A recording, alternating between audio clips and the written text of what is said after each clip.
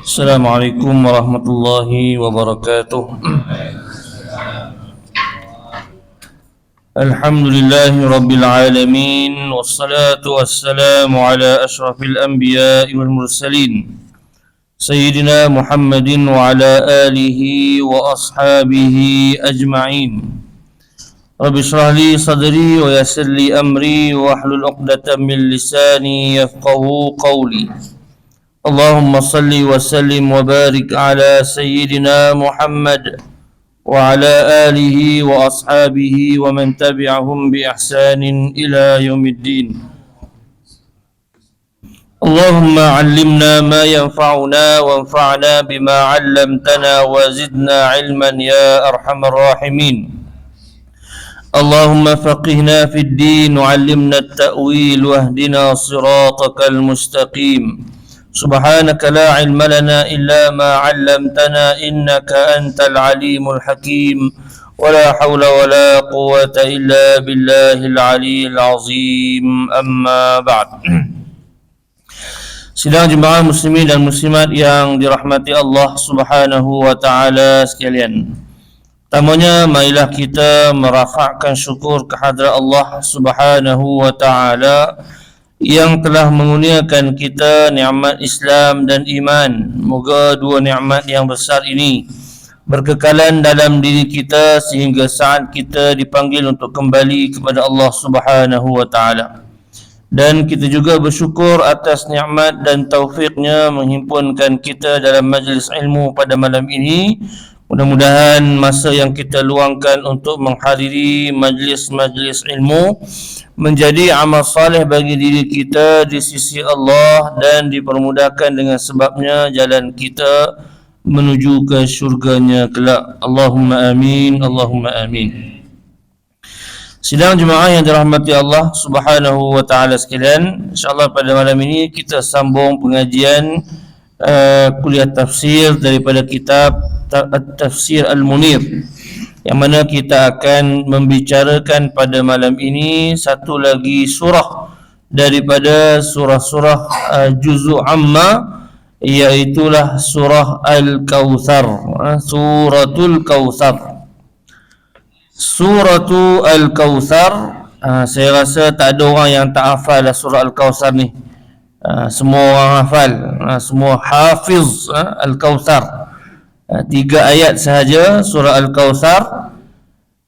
Surah ini insya-Allah, surah ini para ulama berbeza pandangan berkenaan statusnya, sama ada dia adalah surah Makkiyah ataupun surah Madaniyah.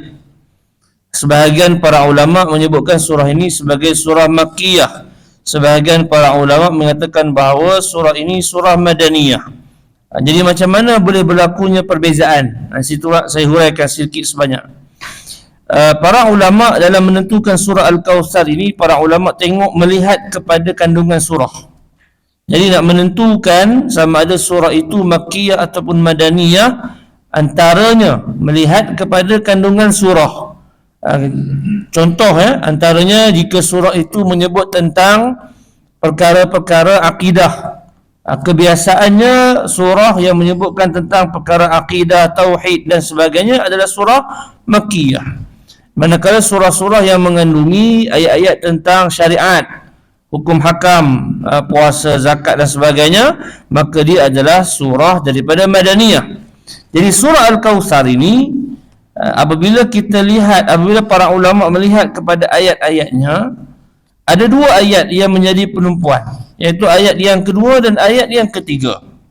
Ayat yang kedua menyebut tentang fasalli li rabbika wanhar, dan tunaikanlah salat bagi Tuhanmu dan sembelihlah binatang korban. Jadi menyembelih binatang korban ini berlaku pada hari raya Aidil Adha, dan Aidil Adha tidak disyariatkan melainkan setelah di Madinah. Maka sebahagian para ulama dengan ayat ini mengatakan surah ini madaniyah. Tetapi pandangan sebahagian para ulama yang lain melihat kepada ayat yang ketiga, inna syani'aka huwal abtar, sesungguhnya orang yang membenci kamu itulah orang yang terputus. Ayat ini turun kepada pembesar-pembesar musyrikin di Mekah seperti Abu Jahal dan sebagainya, Al-As bin Wa'il dan sebagainya, yang menuduh Nabi SAW orang yang terputus nasab dan keturunannya. Jadi mereka ini wujudnya mereka ini dan pertembungan di antara Nabi dengan mereka ini berlaku di Mekah. Maka ayat yang ketiga memberikan isyarat bahawa surah ini surah Makkiyah. Maka para ulama berbeza pandangan. Jadi apapun keadaannya, kita serahkan kepada pandangan para ulama. Kedua-dua pandangan mempunyai bukti dan juga hujah yang tersendiri. Baik, surah Al-Kawthar kita mulakan insya-Allah dengan membaca 3 ayat daripada surah Al-Kawthar ini. Moga kita diberkati oleh Allah Subhanahu wa taala. أعوذ بالله من الشيطان الرجيم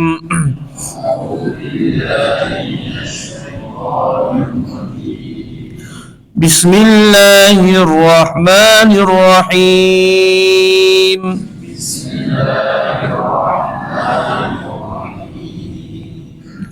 إنا أعطيناك الكوثر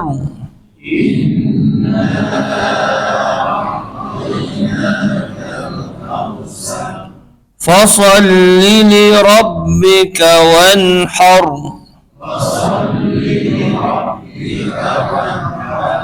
إن شانئك هو الأبتر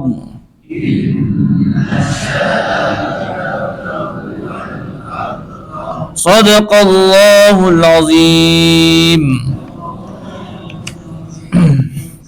Baik, kita lihat sikit sebanyak tentang disebutkan di sini tentang penurunan surah, penurunan surah, sebab turun surah. Ataupun sebelum kita sebut tentang sebab turun surah ini, ada disebutkan dalam kitab yang ada di tangan para jemaah sekalian tentang kelebihan surah.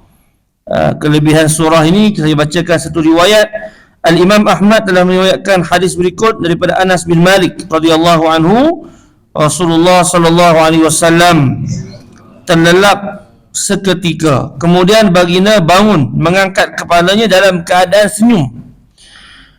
Sama ada Rasulullah telah berkata kepada mereka atau mereka bertanya kepada Rasulullah, kenapakah kamu tersenyum wahai Rasulullah? Rasulullah SAW menjawab, sesungguhnya telah diturunkan kepadaku sebentar tadi satu surah, iaitulah surah Bismillahirrahmanirrahim, Inna a'tainakal kautsar. Jadi surah ini ada 2 nama. Nama yang masyhur ialah surah Al-Kawthar dan juga disebutkan surah Inna A'tainaka.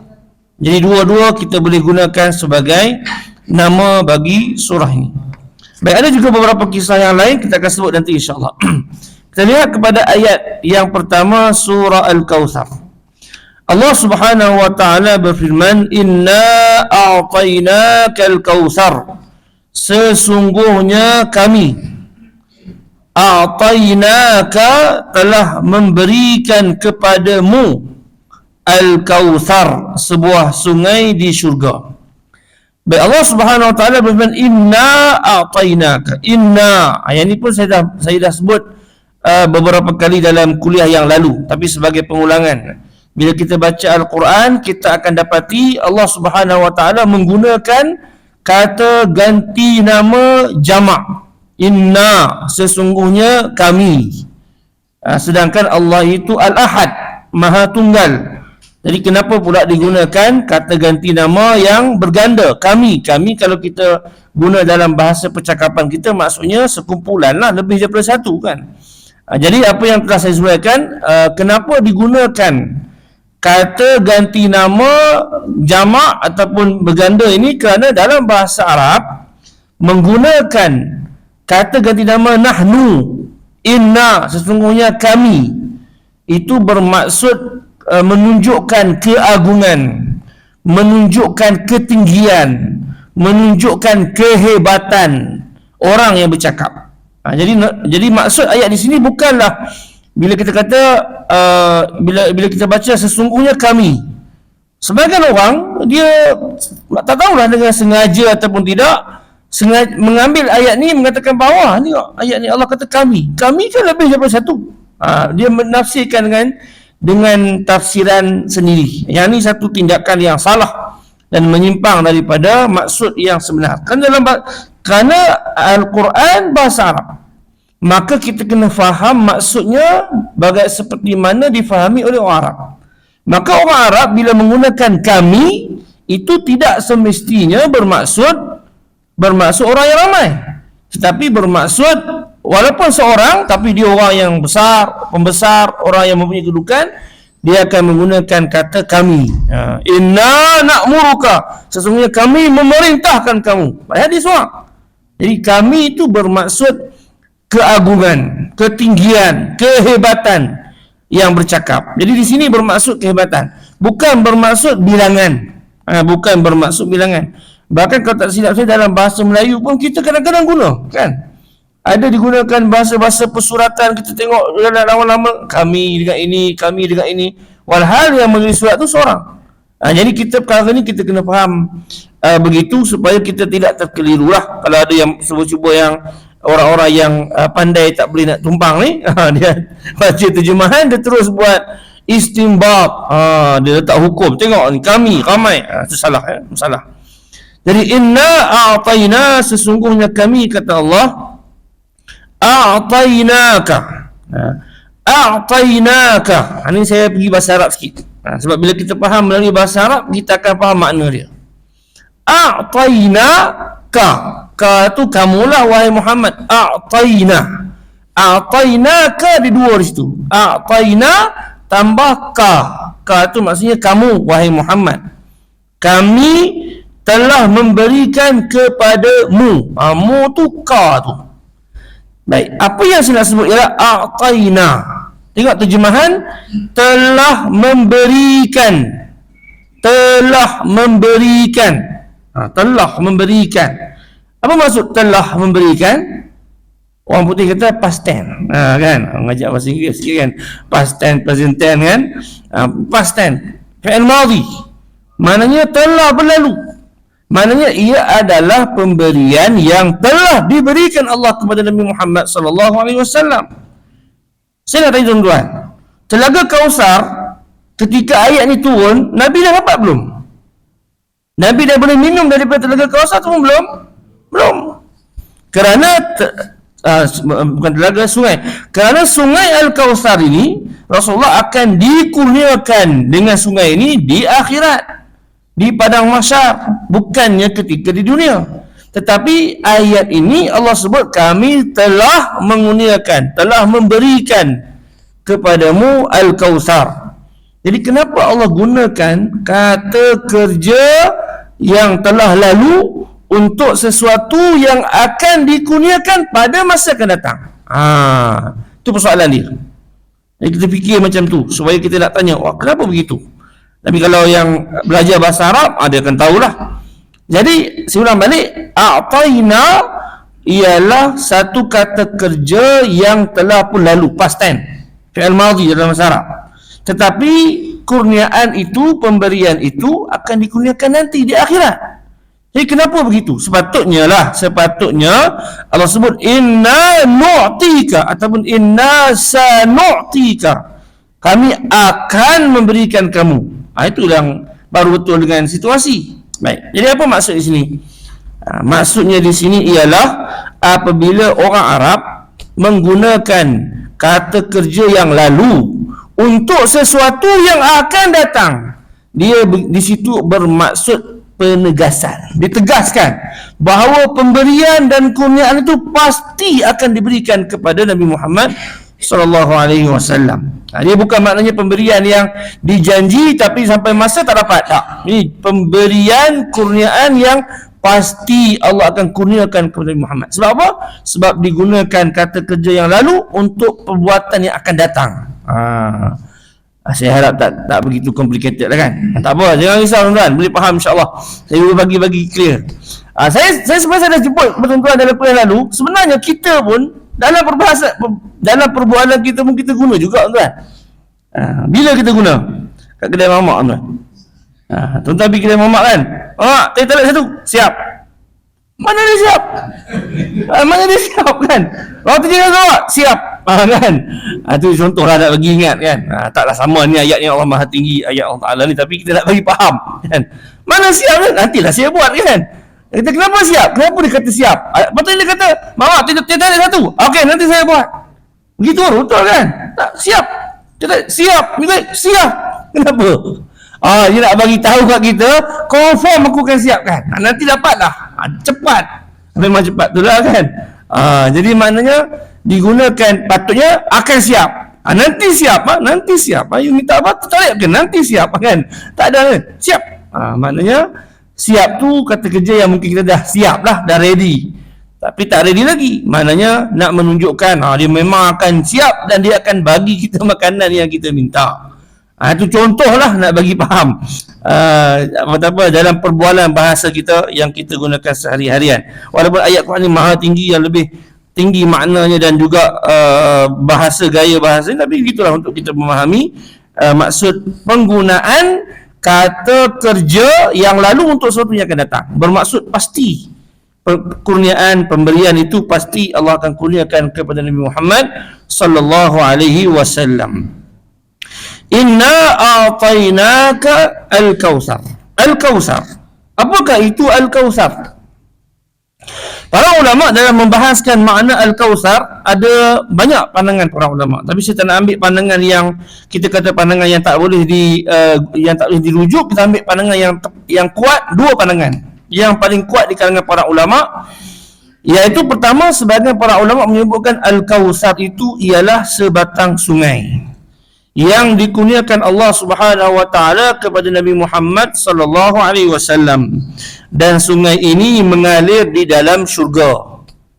Dalam sebuah riwayat ketika Nabi sallallahu alaihi wasallam dibawa untuk perjalanan Isra dan Mi'raj. Ini dekat kita nak Isra Mi'raj ni. Dan di antara perkara yang ditayangkan, yang ditunjukkan oleh Allah Taala kepada Nabi Muhammad sallallahu alaihi wasallam ketika baginda berjalan di dalam syurga, baginda terlihat nahrun hafatahu, tebingnya ada kubah kecil daripada mutiara. Satu batang sungai yang cantik, tebing sungai tersebut hafatahu quba'un minal lu'lu'. Dia panggil kubah. Dia macam kubah kecil atau membesar, Allahu a'lam, yang mana kubah itu membentuk tebing sungai, dan kubah itu bersinar, bercahaya, cantik seperti mutiara. Jadi itu sungai. Lalu Nabi SAW tanya, ya wahai Jibril, apa ini? Apakah sungai ini? Maka Jibril AS menjawab, inilah sungai Al-Kautsar yang Allah kurniakan kepadamu wahai Muhammad di dalam syurga. Jadi maknanya sebagian para ulama mengatakan bahawa Al-Kautsar adalah sungai yang akan dikurniakan Allah kepada Muhammad sallallahu alaihi wasallam di dalam syurga. Hari ini kena ambil petrol sikit tuan. Bismillah. Dia suara ni bila tak guna dia cepat habis. Tapi kalau hari-hari ada kuliah, ada penuh, dia kuat. Ni zaman cuti ni macam tu lah kan. Banyak senyap dia bercakap, jadi tak ada suara. Baik. Jadi Al-Kautsar adalah sungai yang dikurniakan Allah kepada Nabi Muhammad dalam syurga. Cuma kalau kita baca dalam hadis, kita akan dapati bahawa Allah Subhanahu wa taala juga mengurniakan Rasulullah dengan sebuah haud. Haud ni apa dia? Kolam. Kolam yang akan diminum oleh Rasulullah sallallahu alaihi wasallam dan juga umat baginda, yang akan menghilangkan dahaga ketika mana kita berdiri di padang mahsyar. Jadi para ulama bahas apa beza Kautsar yang merupakan sungai dengan haud yang merupakan telaga ataupun kolam yang juga dikurniakan Allah kepada Muhammad. Dalam hal ini sebagian para ulama kata Kautsar dan haud sama. Ini pandangan sebagian para ulama lah. Maka Kausar itu adalah sungai, Haud itu juga adalah namanya Kausar. Tetapi pandangan yang saya kira lebih jelas ialah Kausar itu ialah sungai yang mengalir daripada syurga menuju ke kolam yang dikurniakan Allah kepada Nabi Muhammad dan juga umat baginda di padang mahsyar. Jadi maknanya kolam itu air daripada kolam Haud itu, Haud ni maksudnya kolam. Air itu datangnya daripada sungai Al-Kausar. Yang mana akan dikurniakan Allah kepada umat Nabi Muhammad sallallahu alaihi wasallam, yang mana bila kita minum kita tidak akan merasa dahaga di padang mahsyar. Moga Allah Taala kurniakan kita untuk minum daripada telaga Nabi sallallahu alaihi wasallam dan juga daripada sungai Nabi sallallahu alaihi wasallam. Allahumma amin. Jadi Al-Kausar adalah sungai yang dikurniakan Allah kepada Nabi Muhammad sallallahu alaihi wasallam. Pandangan yang kedua, pandangan Ibnu Abbas mengatakan bahawa Al-Kausar bukanlah semata-mata sungai, tetapi Al-Kausar itu bermaksud sesuatu kurniaan yang sangat banyak. Dalam bahasa Arab dipanggil kathir. Kathir ni maknanya banyak. Kalau tuan-tuan pergi mana, tak silap saya, ada orang buka kedai kan, apa? Jus kathira kan, kathira. Apa? Johor kan? Air minum kathira. Kathira tu banyak lah kan, maknanya belah.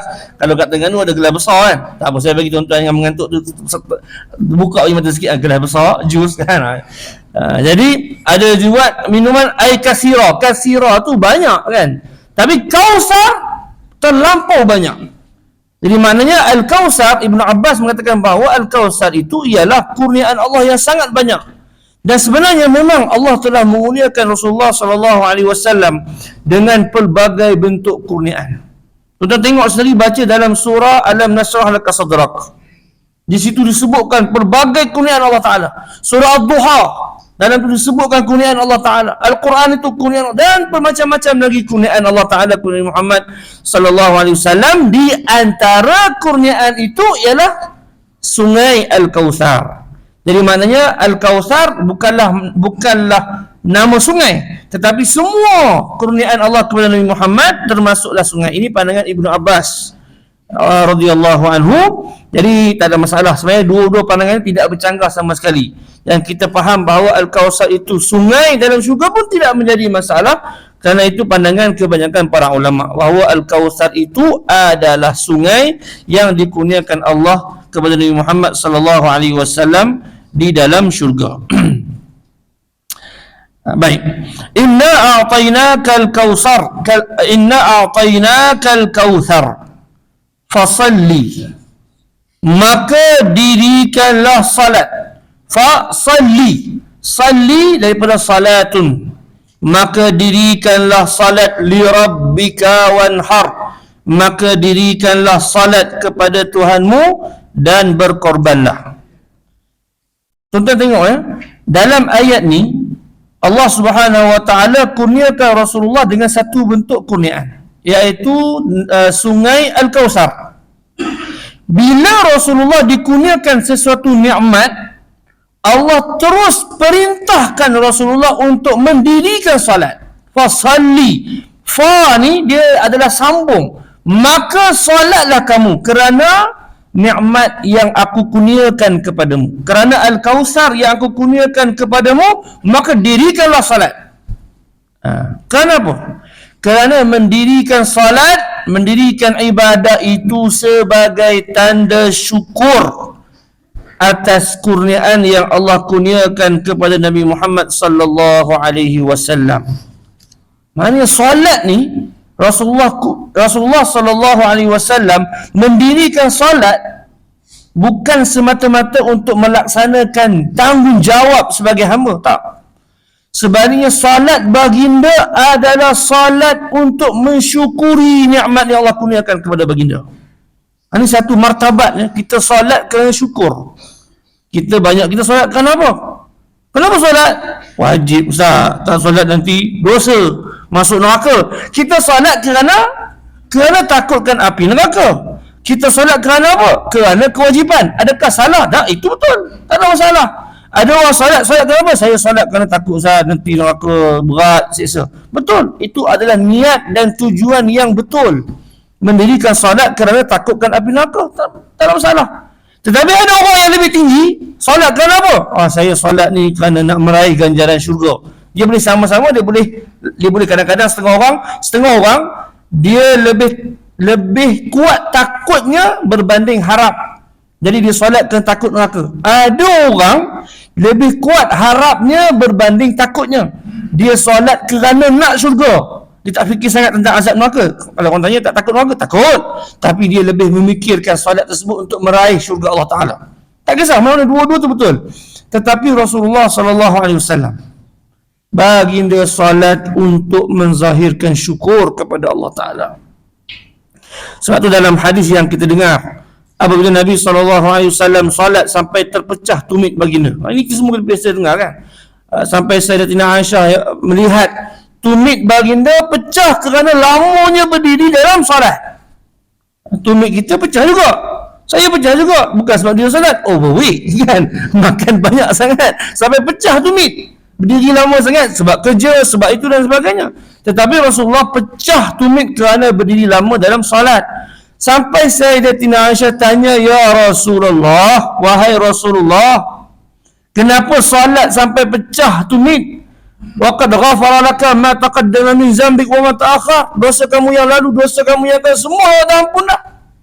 Solat apa lagi sampai begitu kan? Kalau kita lah tuan-tuan, kalau kita kan tiba-tiba tahu kan, buatlah apa orang nak buat, dosa semua Allah tak ampun kan. Apa kita buat? Boya joli sakan kita kan. Yang itu yang terlintas dalam kepala kita. Nasib baiklah kita tak tahu. Kalau lah kita tahu, memang tak ibadat. Itu pikiran kita hamba manusia yang sangat lemah, yang kita macam-macam, hati kita yang menunjukkan sikap kita yang tak begitu, tidak tinggi iman kita kepada Allah Subhanahu Wa Taala. Tapi Rasulullah bila dikurniakan nikmat, diberikan kenabian, dikurniakan Quran, dikurniakan mukjizat, dikurniakan Al-Kautsar, baginda salat dan baginda jawab kepada Sayyidatina Aisyah, "Afala akunu 'abdan syakura?" Tidakkah boleh aku jadi hamba yang bersyukur? Mana solat baginda yang lama tu, yang berdiri lama, yang solat lama tu, kerana mensyukuri nikmat yang Allah kurniakan kepada baginda. Nampak? Itu berbeza makam solat Nabi dengan makam kita solat, makam solat kita sangat jauh beza. Kita datang solat dan sebagainya bukan kerana bersyukur. Tapi adakah tak boleh kita mencapai? Boleh. Solatlah kerana berterima kasih kepada Allah. Jadi kalau dalam bab, kita ambil macam inilah, kita nak faham. Kalau kita ada orang berjasa kepada kita kan, ada dua orang. Seorang ni menakutkan. Kita ada seorang ni, kita ada bos yang menakutkan. Kalau kita ponteng kerja, kalau kita begini, dia akan potong gaji kita, dia akan hukum kita dan sebagainya. Kita kerja dengan bos macam ni, apa perasaan ni? Minta maaf, beli bukan bos dekat sini lah, bos dekat Zimbabwe sana kan. Tiap hari masuk kerja, stres, betul tak? Sebab takut tersilap, takut terkurang, akan dipotong, akan disiksa. Kalau bos yang sangat baik, yang kita pemurah dengan kita, sayangkan kita pergi bekerja, sama juga kualiti kerja kita kan. Kita tak, bos yang garang tadi, kita tak mau, kita takut nak ponteng waktu kerja, takut kena potong gaji. Bos yang kedua ni, yang baik hati ni, sama juga, aku tak sampai hati lah nak tipu buat kerja. Kenapa? Takut, bukan takut, tapi dia dah baik sangat dengan aku. Jadi bila dah baik macam tu, aku pun kenalah, orang kata apa, balas kebaikan dia dengan bekerja dengan bersungguh-sungguh. Nampak tak? Dia punya ending dia sama je. Tetapi perasaan kita berbeza. Orang yang bekerja kerana tertekan, takutkan itu, takutkan ini, dia tertekan. Sebab tu kita solat kita berat. Kita nak solat ni berat. Kita nak solat ni rasa payah. Sebab kita takut. Bukan, adakah takut besar? Tak, takut itu takut yang sebenar, kita kena buat. Tapi kalau kita solat sebagaimana kita bekerja di bawah seorang bos ataupun tuan yang pemurah, yang baik hati, untuk membalas jasa baik dia, baik kebaikan dia kepada kita, kita akan buat dengan baik dalam keadaan hati yang tenang, dalam keadaan seronok, dalam keadaan gembira, untuk melaksanakan tugas kita sebagai pekerja. Jadi kalau kita, walillahil masalul a'la, Allah lebih, perumpamaan bagi Allah tu lebih tinggi, tapi sebagai satu perkara yang kita boleh ambil untuk berfikir, bahawa kita mendirikan salat, mendirikan ibadat, mengerjakan ibadat, menunaikan kewajipan kita kepada Allah Subhanahu Wa Taala, kalau kita boleh didik diri kita untuk beribadat itu untuk membalas kebaikan, rahmat dan kasih sayang Allah, lalu kita pun beribadah kepadanya, maka akan suburlah kasih sayang itu dalam diri kita, insya-Allah. Saya kata ni bukan kata ustaz dah sampai ke, bukan. Ini sebagai peringatan diri saya juga. Perkara ni bukan boleh malam ni kuliah, orang esok semua dah. Perkara ni perlu didikan, perlu asuhan. Kitalah yang mendidik hati kita, kitalah yang mengasuh hati kita untuk kita mendirikan ibadat, mendirikan salat sebagai terima kasih atas kenikmat yang Allah kurniakan kepada kita. Mungkin kalau cakap ni ada orang jawab, betul ustaz, saya ni nikmat tak banyak ustaz. Cerita buka abang ni tak habis dah pula kan. Ada orang kata saya nak syukur apa nikmat saya, orang lain kaya raya saya bisa tak untung tak ustaz. Apa saya nak syukur apa kan? Ada pula orang cakap begitu. Banyaklah. Engkau hidup di dunia itu nikmat Allah yang paling besar yang tak mampu untuk dibayar. Cukuplah setakat itu. Kalau masih panjang kalau ni tak habis surah Al-Kautsar walaupun 3 ayat. Baik. Fasalli li rabbika wanhar, maka sebagai tanda syukur. Sebab tu kalau boleh, kita bila kita dapat sesuatu, naik pangkat ke, dapat untung ke, dapat rezeki anak ke, dapat apa sebagainya, sama ada kita sujud syukur ataupun kita solat 2 rakaat sebagai tanda syukur kita kepada nikmat yang Allah kurniakan kepada kita. Boleh solat sunat mutlak 2 rakaat ataupun solat sunat apa jua ibadah yang kita buat kerana apa? Ni syukur dah dapat dah apa yang kita nak, lalu kita zahirkan dengan ibadah, sama ada solat ataupun berzikir ataupun bersedekah dan sebagainya sebagai tanda syukur kita kepada Allah Subhanahu taala. Nikmat dapat nikmat disusuli dengan ibadah. Dapat nikmat disusuli dengan ibadah.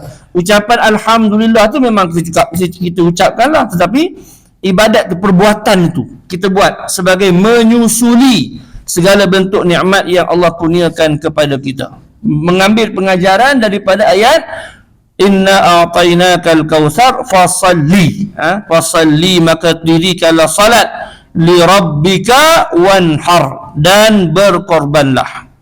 Wanhar, an-nahar, an-nahru, kena baca betul-betul, jangan wanhar.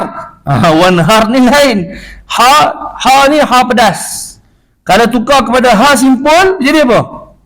Nahrun lain. Nahrun sungai, nahrun zabhun. Nahrun bermaksud sembelihan. Cuma bila kita sebut nahrun, ia adalah sembelihan khusus yang dilakukan ketika menyembelih unta. Unta ni dia tak panggil sembelih. Dia dalam bahasa Arab 2, dia panggil nahrun dengan zabhun. Dalam bahasa Arab, unta kita tak panggil zabah. Zabah ni maksudnya sembelih lah. Tapi unta dipanggil nahr. Sebab menyembelih unta, saya tak tahu nahr nak simuh apa kan. Sembelih jugalah kan dalam bahasa Melayu kan. Nahrun, unta ni bila disembelih dia ada 2 cara. Tapi kebiasaannya saya pun tak biasa sembelih unta tu kan. Tuan-tuan boleh buka YouTube cari tengok macam mana orang Arab sembelih. Hari ni YouTube ada kan. Rugi tak pakai kan. Buka tengok macam mana nahrul ibil, nahrun naqah. Dia tusuk dekat, digunakan satu, dia tak guna pisau kan, ataupun besi lah, besi tajam panjang macam tu. Di antara badan dengan leher tu dia ada macam satu tempat macam pelompong situ kan, dicucuk di situ ataupun ditoreh di antara badan dengan leher unta dan keluar darah memancut-mancut. Itu dah dikira sebagai, itulah dipanggil sebagai nahr, sembelihan khusus bagi unta. Boleh tak unta nak sembelih potong dekat dia punya antara leher dengan kepala? Tuan-tuan bayang sendiri lah, unta leher panjang kan. Kalau nahar, antara leher dengan badan dia, leher dia dekat situ, dekat dia punya ni. Tapi kalau zabah, sembelih, antara leher dengan kepala. Sembelih dekat bawah kepala. Boleh tak? Boleh. Cuma bila buat macam tu lambat mati. Saya tengok ada kat mana buat, kat Malaysia orang buat dulu kan. Bila mula-mula sampai unta mai ke Malaysia tu, orang Malaysia pun tak tahu nak buat macam mana kan. Diikat kaki, disembelih dekat bawah kepala dia. Lambat mati kan. Lambat mati. Macam kita sembelih angsa orang kan, tak tahu. Sembelih angsa potong buah kepala kan, jenuh kepala dia melepeh tu kan. Bila nak mati. Dua-dua boleh dua-dua boleh dilakukan kepada unta. Cuma nahar, wanhar, sembelihan di sini bermaksud sembelihan unta. Jadi maknanya Allah Subhanahu wa taala memerintahkan Nabi Muhammad sallallahu alaihi wasallam untuk mendirikan salat dan berkorban. Ibadah korban kita buat atas tanda syukur. Walaupun dalam mazhab Syafi'i kita ibadah korban kita adalah sunat muakkad, tapi sesiapa yang berkemampuan laksanakanlah ibadah korban. Tambah-tambah saya nak sebut sikitlah tambah-tambahan, kita sekarang ni hidup dalam keadaan kos. Orang makan daging ni jarang-jarang, betul tak? Kalau dulu-dulu buat sup tulang, hujung minggu kan selalu buat kan, masak daging, kita sekarang ni nak makan daging, kalau saya sendiri bercakap terang kan, dah lama dah tak beli daging segar. Sebab apa? Tanya berapa sekilo? 40. Terima kasih kan, jalan. Tak beli dah tuan-tuan, mahal, tak mampu nak makan. Kalau nak makan pun beli daging import boleh lah kan, ada belas boleh lah nak makan. Jadi zaman sekarang ni orang nak makan daging segar baru sembelih ni, saya tak tahu lah tuan-tuan, mungkin kalau yang berada tu selalulah kan. Jadi ramai orang tak boleh nak merasa. Jadi dengan cara adanya ibadah korban ni lah kita boleh bagi ramai orang untuk rasa makanan yang kita selalu makan dulu-dulu, iaitu daging sembelihan yang segar, untuk dijadikan sebagai masakan makanan. Ramai orang menanti-nanti ya, bila korban orang tunggu masa ni lah. Ada orang tak pernah rasa daging, walaupun daging segar, daging import, tak pernah makan. Dia tunggu satu kali setahun je, iaitu masa raya korban. Jadi kita buatlah, dan kita bagilah kepada orang yang tak merasa daging ni, untuk mereka rasa makanan yang seperti ini, kerana harganya yang tinggi pada zaman kita ini. Maka itu satu bentuk kesyukuran yang kita boleh tunjukkan kepada Allah Subhanahu Wa Taala. Jangan guna alasan tak ada duit. Duit sebenarnya ada, cuma kita nak guna untuk itu ataupun tidak. Itulah yang kita kena fikirkan. Berkorbanlah, sembelihlah binatang korban sebagai tanda syukur atas nikmat yang Allah Taala kurniakan kepada kita. Inna a'tainakal kautsar fasalli li rabbika wanhar. Inna syani'aka huwal abtar. Sesungguhnya orang-orang yang membenci kamulah wahai Muhammad, dialah yang terputus. Baik. Surah ini sebenarnya ada satu cerita menyebabkan turunnya surah ini. Tuan-tuan boleh tengok dalam tadi sampai pegang kitab, sebab turun surah. Sebab turun surah ini antaranya disebutkan oleh para ulama ialah apabila orang Quraisy mereka melihat anak-anak lelaki Nabi, anak-anak lelaki kepada Rasulullah SAW, kesemuanya meninggal ketika kecil.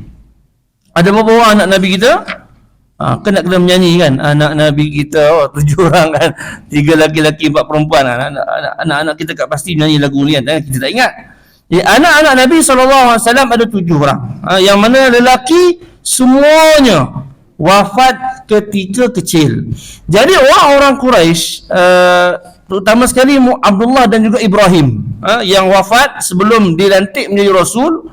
Orang-orang Quraisy ni, orang-orang Arab ni, mereka sangat berbangga dengan anak lelaki.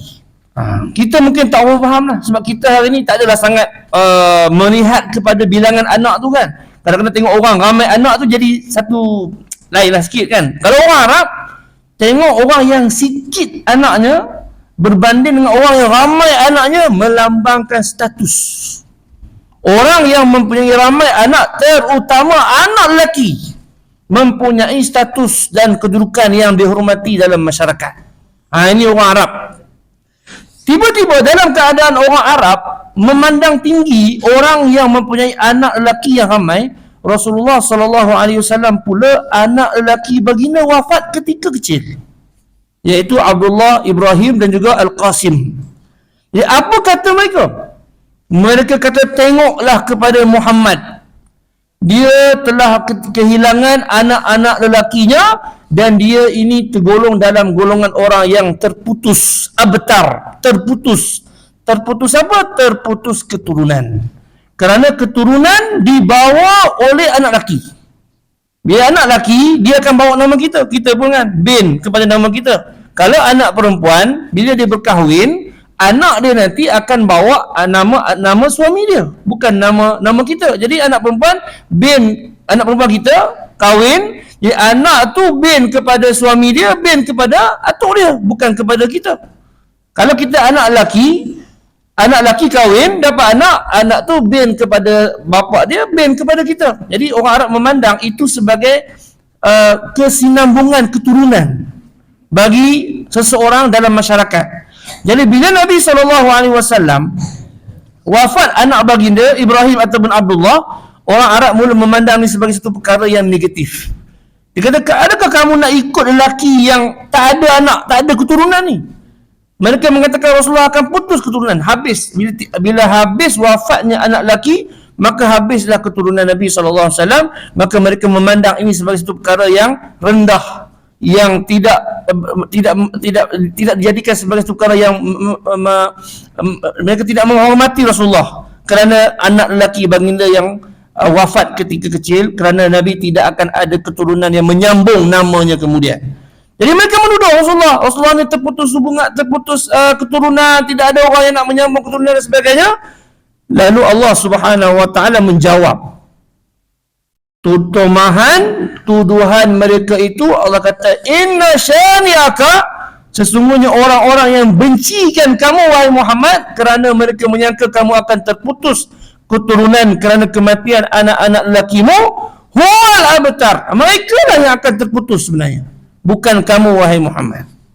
Jadi maknanya Allah balas balik cemuhan dan kecacian orang-orang Quraisy terhadap Nabi SAW. Satu perkara yang saya nak sebut tuan, Rasulullah ni kita dah sebut bahawa Rasulullah ni adalah Rasul yang paling banyak diuji. Golongan yang paling banyak diuji oleh Allah Ta'ala ialah para Nabi dan Rasul. Dalam kita menyebut tentang kematian anak Nabi SAW, kita bila kita sebut cubaan, bila kita sebut ujian yang dihadapi Rasulullah, kita hanya sebut ujian baginda dalam dakwah. Orang Quraisy buat begitu dan sebagainya. Tetapi baginda juga diuji dengan kematian anak. Bukan seorang, bukan dua orang, bukan tiga orang tuan-tuan. 7 orang anak Nabi, 6 daripadanya wafat ketika Rasulullah masih hidup. 6 orang anak baginda wafat ketika Rasulullah masih hidup. Kita boleh bayangkan, kalau kita boleh lihat bagaimana kalau kita diuji walau dengan seorang anak yang mati ketika mana kita masih hidup, itu pun sudah cukup berat. Ini kan 6 orang wafat ketika Rasulullah masih hidup. Tak cukup dengan itu, berapa orang isteri baginda yang wafat, yang paling baginda sayang Khadijah wafat juga ketika Rasulullah masih hidup. Baru kita faham besar tak besar ujian yang Allah turunkan kepada Nabi Muhammad SAW. Baik. Jadi apabila mereka balik kepada inna syani'aka huwal abtar, maka Allah menyebut, wahai Muhammad, sesungguhnya orang yang membenci kamu itulah dialah yang terputus. Apa maksud abtar? Apa maksud abtar? Abtar ada 3 makna. Pertama, abtar bermaksud orang yang terhalang kebaikan dunia dan akhirat. Mana dia ni dunia pun tak dapat, akhirat pun tak dapat apa-apa. Jadi maknanya orang yang sebenar-benarnya terhalang nikmat dunia dan akhirat ialah orang-orang musyrikin, bukan engkau wahai Muhammad. Yang kedua, al-abtar bermaksud orang yang terputus sebutannya. Orang tak sebut dah, lepas dia mati orang tak sebut, ataupun disebut tapi disebut dengan konotasi negatif. Orang sebut keburukan. Dan kalau kita lihat dalam perkara ini, walaupun Rasulullah SAW tidak mempunyai anak lelaki, tetapi nama baginda Muhammad diulang, dijulang, disebut, diraungkan sehingga hari ini. Dalam azan, dalam salat, dalam salawat, kita akan terus menyebut nama Nabi Muhammad SAW. Sebab Allah yang nak naikkan nama baginda, bukan manusia, bukan anak, bukan keturunan yang menentukan seseorang itu akan sentiasa disebut ataupun tidak. Allah yang menentukan. Walaupun baginda tidak ada anak lelaki, tetapi Allah telah menetapkan bahawa nama baginda akan diangkat dan dijulang oleh Allah Subhanahu wa taala. Maka sampai hari ini kita sebut wa rafa'na laka dzikrak, dalam surah Alam Nashrah kan, dan kami angkat bagimu sebutanmu. Azan kita sebut Nabi Muhammad, dan dalam selawat semua kita sebut nama Nabi Muhammad SAW. Dan yang menariknya tuan-tuan, dalam tahun 2023 nama paling famous didaftarkan untuk bayi yang baru lahir adalah Muhammad. Dan nama kita walaupun bukan Muhammad saja, nama orang Islam biasanya akan digandingkan, nama kita orang Melayu biasanya akan digandingkan dengan nama Muhammad. Nama kita bawa nama Nabi Muhammad. Muhammad apa? Bin. Mesti ada biasanya. Jadi itu satu perkara yang menunjukkan bahawa Allah Subhanahu Wa Taala mengangkat nama Nabi Muhammad sallallahu alaihi wasallam sehingga hari kiamat. Dan yang ketiga, al-abtar bermaksud orang yang diazab. Al-mu'azzab.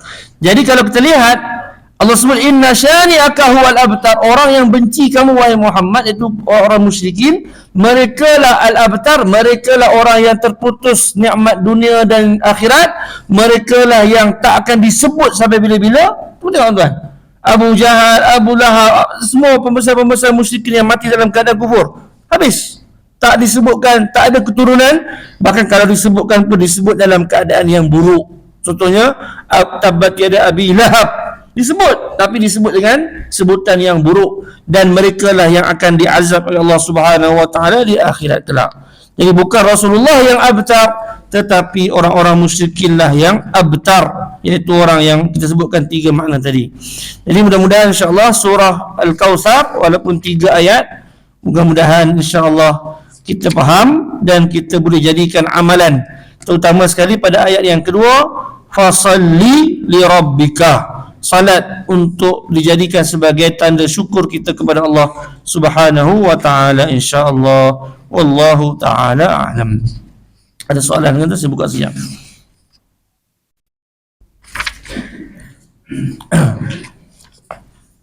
Tak ada ya? Jika tak ada, saya berhenti sangat tu. InsyaAllah mudah-mudahan ada manfaat dan faedahnya kepada kita semua, insyaAllah. أعوذ بالله من الشيطان الرجيم. بسم الله الرحمن الرحيم. الحمد لله رب العالمين، والصلاة والسلام على أشرف الأنبياء والمرسلين وعلى آله وأصحابه أجمعين.